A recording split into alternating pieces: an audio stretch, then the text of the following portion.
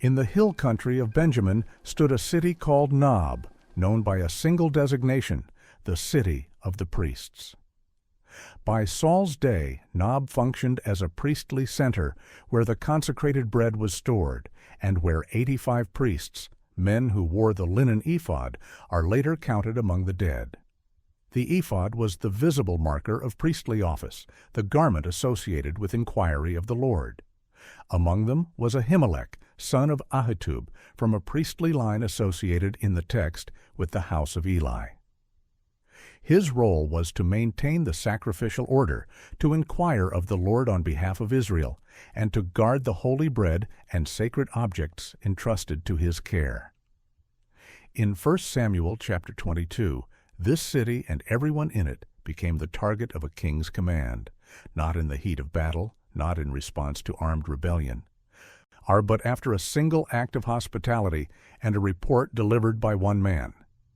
David, fleeing from Saul, had arrived at Nob alone. Ahimelech met him with visible fear, asking why he came without companions. David requested bread. There was none available except the consecrated loaves, the showbread set before the Lord and reserved for priests under ritual law. Ahimelech gave it to him, permissible under conditions of ceremonial purity and need. David also asked for a weapon. Ahimelech provided the sword of Goliath, stored behind the ephod as a relic of David's most famous victory, a trophy that testified to his service to Israel. Present that day, detained at the sanctuary for reasons the text does not explain, was Doeg the Edomite. He is identified as Saul's chief shepherd, a man of rank and trust within the royal household. He observed the transaction. He said nothing. He waited. In Saul's court, information had become a weapon, and Doeg was holding it. The expectation embedded in Israel's structure was clear. Priests served the sanctuary and the God of Israel. Kings ruled the people and waged war. These roles were designed to be complementary, not competitive. The anointed king protected the priesthood. The priesthood inquired of the Lord on behalf of the king. Nob functioned as a religious center, one that should have been insulated from court politics. The priesthood that served there operated under the assumption that their role remained protected, that sacred service placed them outside the reach of political conflict. But this separation depended on a shared assumption, that a man who had been the king's son-in-law, his armor-bearer, and the captain of his guard remained within the bounds of legitimate service. Ahimelech operated on that assumption. He reminded Saul's court later that David had been loyal, honored in the king's household, and trusted with command. The priest's defense rested on the premise that giving bread and a sword to such a man was not conspiracy. It was continuity. Ahimelech had inquired of the Lord for David before. The text records this as part of his defense. He had treated David as a servant of the king entitled to priestly assistance. There was no rebellion to join, no plot to support. David's status, from Ahimelech's perspective, had not changed, yet the structure that had once made this assumption safe was collapsing. The political reality in Gibeah no longer aligned with the sacred assumptions in Nob. Saul did not accept that premise. He seated in Gibeah, under a tamarisk tree on the hill, spear in hand, surrounded by his Benjamite officials standing in attendance. He delivered a speech that redefined the entire political environment. He addressed his servants not as subordinates, but as potential conspirators. "Will the son of Jesse give all of you fields and vineyards? Will he make all of you commanders of thousands and commanders of hundreds?" The question was not rhetorical. It was an accusation wrapped in economic and political logic. Only a king could distribute land. Only a king could grant military rank. Saul was offering a framework for loyalty, material benefit, institutional position, royal favor. Then he pivoted to betrayal. "Is that why you have all conspired against me? No one tells me when my son makes a covenant with the son of Jesse. None of you is concerned about me or tells me that my son has incited my servant to lie in wait for me, as he does today." The language was specific. Jonathan had made a covenant with David. The servants knew and said nothing. David, once a servant, now lies in wait as an active threat. Saul's construction of reality left no room for neutrality. Silence was conspiracy. Inaction was betrayal. The entire court was implicated. Then Doeg stepped forward. He reported what he had seen at Nob. "I saw the son of Jesse come to Ahimelech, son of Ahitub at Nob. Ahimelech inquired of the Lord for him. He also gave him provisions and the sword of Goliath the Philistine." The report was factual. Doeg did not embellish. He named the priest, the location, the actions. But in the context Saul had constructed, where loyalty was measured by disclosure and where David was a man lying in wait, facts became evidence of treason. Doeg's testimony did not introduce new information so much as it provided Saul with a target outside his immediate household. Saul summoned Ahimelech and all the priests of his father's house to appear before him. The scope of the summons is significant. Not only Ahimelech, but every priest connected to his lineage was called. They came. The text records no resistance, no refusal.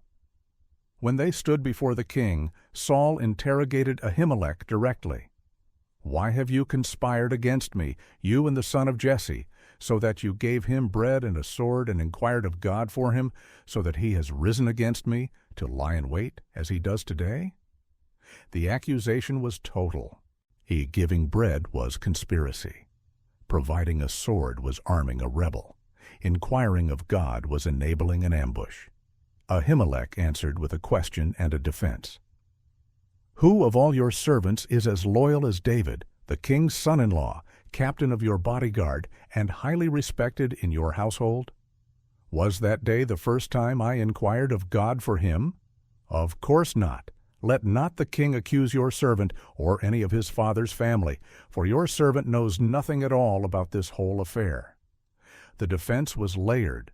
Ahimelech appealed to David's documented history of service.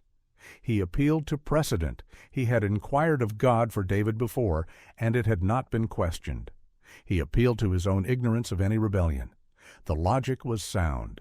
The priest had acted consistently with his role and with David's established status. But Saul had already issued the verdict. "You will surely die, Ahimelech, you and your whole family." The extension of the sentence from the individual to the entire household marked a shift. This was not punishment for a specific act. It was the elimination of a line. Royal authority, by design, held the power of life and death. It commanded armies, distributed land, and enforced justice. But it was not absolute in the realm of the sacred. Priests were set apart. They wore linen, not armor. They carried ephods, not swords. They served at the sanctuary, not in the king's court. The boundary between political power and religious office was visible to everyone in that court, maintained by tradition, by law, and by the structure of Israel's relationship with God. Saul's next command tested it. He turned to the guards standing beside him, his own Benjamite officials, men from his tribe, men who enforced his will in every other domain, and ordered them to kill the priests of the Lord. The text records their response without commentary. But the king's officials were unwilling to raise a hand to strike the priests of the Lord. This was not mutiny. It was refusal. The men who carried out royal commands, who executed judgments, who wielded violence on behalf of the throne, would not extend that violence to this category of person. The command had crossed a line even they could see. The officials' refusal reveals something about the structure they inhabited. There were limits, unwritten but recognized, that constrained the use of royal power. The priests of the Lord occupied a protected status. To strike them was not merely to kill. It was to violate a sacred boundary that even royal authority could not erase. But the refusal also revealed the limit of that constraint. The guards could decline to act. They could not prevent the king from finding another instrument.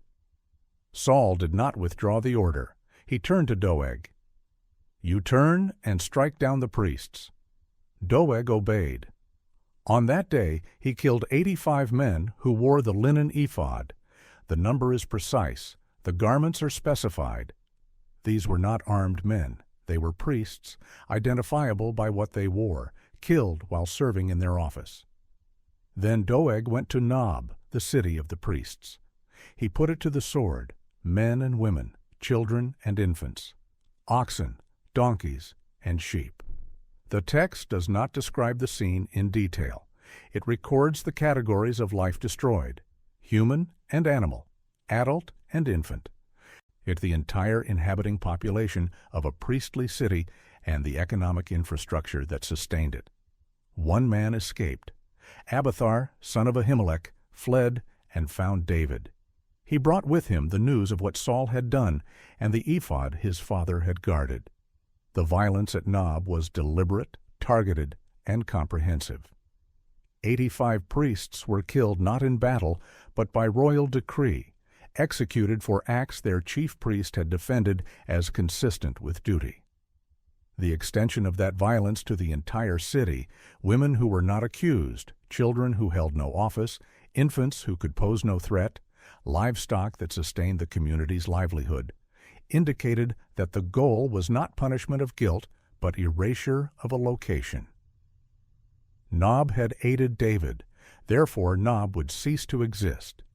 The thoroughness of the destruction echoed the logic of Haram, the devoted destruction applied to enemy cities under holy war. But Nob was not an enemy city. It was a sanctuary of Israel. The application of total war logic to an internal religious center marked a collapse in the categories that had previously governed royal violence. The fact that Saul's own officials refused to carry out the order did not stop it. It only revealed the mechanism by which it succeeded. When the internal instruments of royal power encountered a moral boundary they would not cross, the king found an instrument that would. Doeg was not an Israelite. He was an Edomite, a foreigner whose presence in Saul's household indicated rank and trust, but whose identity placed him outside the web of obligation and tradition that constrained the Benjamite guards. And he had no inherited stake in the priestly order of Israel. He had no tribal ties to the families in Nob. His loyalty ran to Saul alone.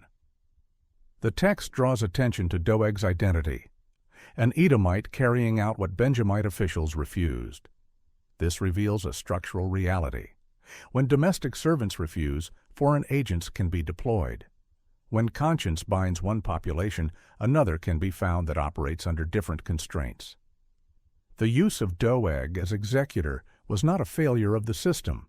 It was an adaptation, a reconfiguration that bypassed internal resistance by importing violence from outside the shared covenant framework.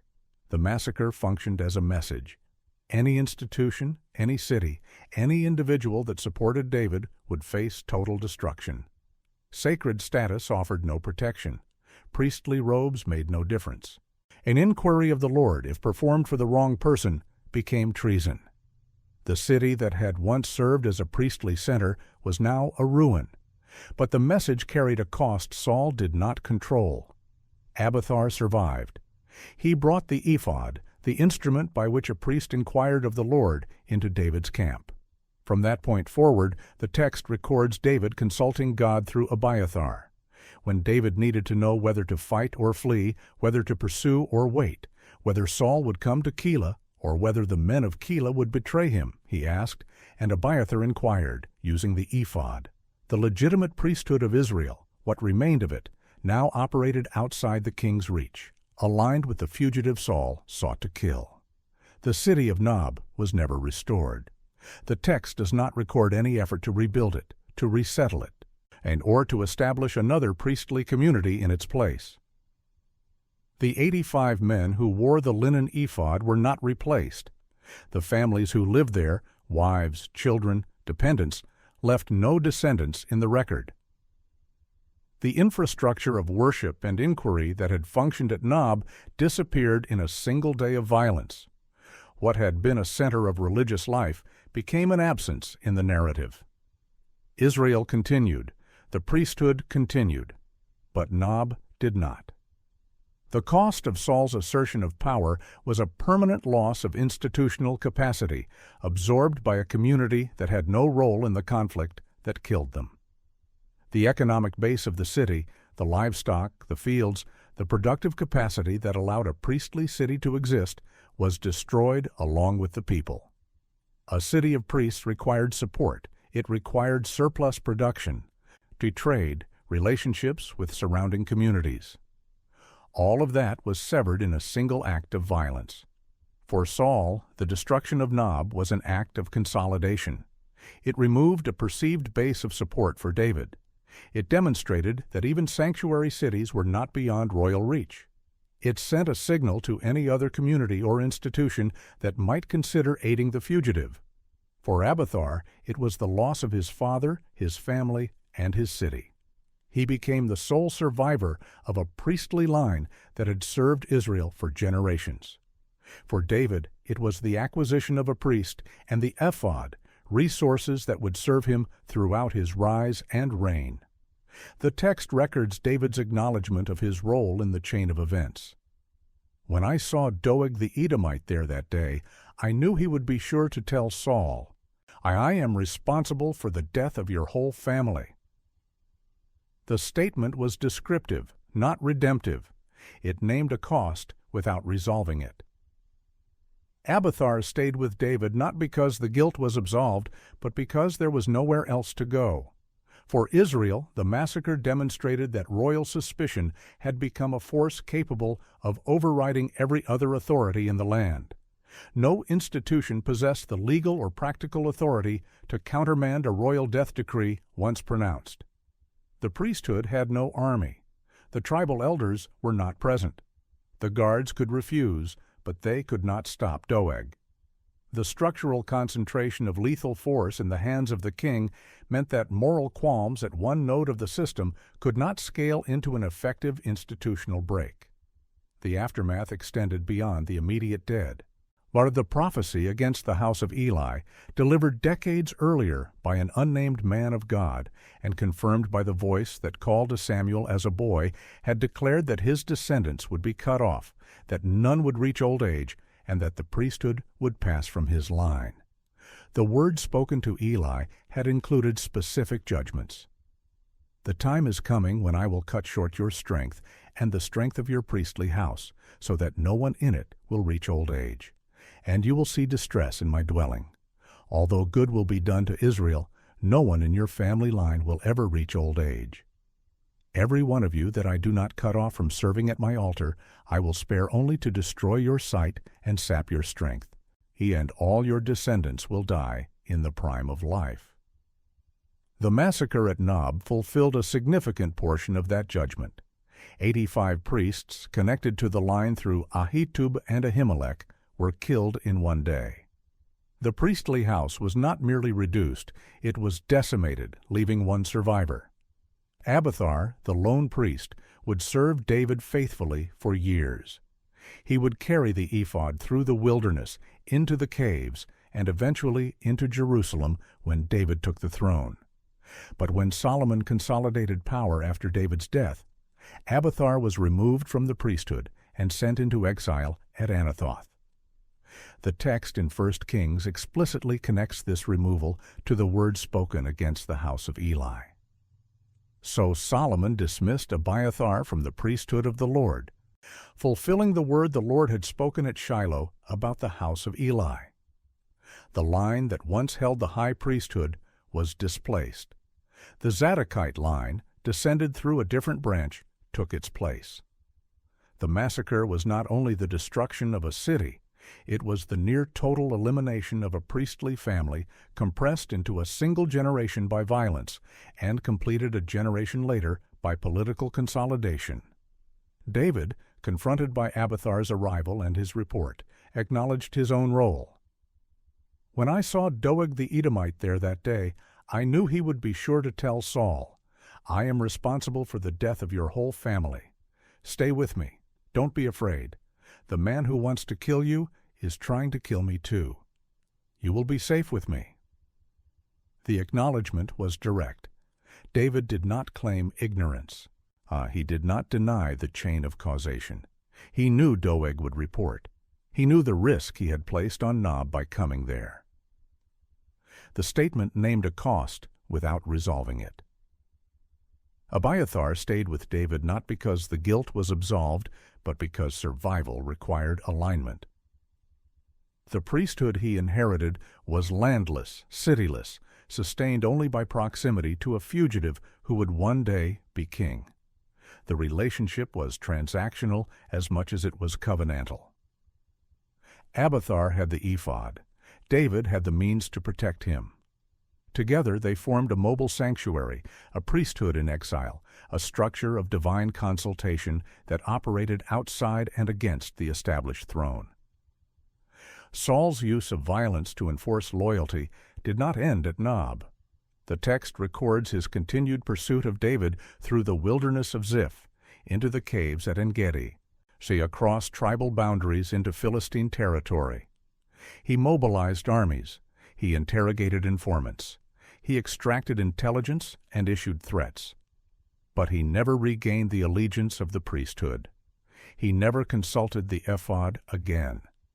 The instrument by which kings were meant to inquire of God was gone, carried into the hill country by the last priest of a family Saul had destroyed. The collapse of trust between the throne and the sanctuary was irreversible. Saul ruled by force. David moved with divine sanction, mediated through Abiathar. The king who ordered the priests killed lost access to the very channel through which royal authority was meant to be guided. When Saul later sought guidance from the Lord, the text records that the Lord did not answer him by dreams or Urim or prophets. The silence was structural, and the means of consultation had been destroyed or alienated. The precedent set at Nob extended beyond the immediate event. The use of a foreign executor to carry out violence that domestic servants refused established a pattern. When internal populations bound by shared tradition and covenant obligations resist, external agents operating under different frameworks can be deployed.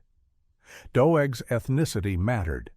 He was loyal to Saul personally, but he was not embedded in the network of obligations that restrained the Benjamite guards. The dynamic would recur throughout Israel's history. Foreign mercenaries, external enforcers, agents whose ties to the ruler bypass the constraints of the local population. The massacre at Nob demonstrated that such agents could be used not only against external enemies, but against internal institutions, including sacred ones. The city of Nob stood as a functional priestly center until the day Saul pronounced sentence on its priests. After that day, it existed only as a reference point in the narrative, a name attached to an atrocity. The priesthood survived in the singular form of Abiathar. The ephod survived. The infrastructure, the community, the city of priests, none of that returned. Violence achieved its immediate objective. It destroyed a perceived base of support. It eliminated witnesses to David's movements. It erased a location that had given aid. But it also converted a neutral religious center into an enemy and forced the remaining priests to join the man the king sought to kill. The use of total violence as a tool of consolidation hollowed out the very institutions that granted kingship its sacred legitimacy. On what remained was a throne defended by a spear, a court that refused one order but could not stop another, and a foreigner willing to do what the king's own people would not. The massacre at Nob was not the end of Saul's reign, but it marked the configuration that would define it. Authority that cannot trust operates through fear. Fear that cannot rely on conscience finds instruments without boundaries. And when those instruments act, the damage they cause is not contained by the intentions that unleashed them. Doeg struck down 85 priests. Then he struck down a city.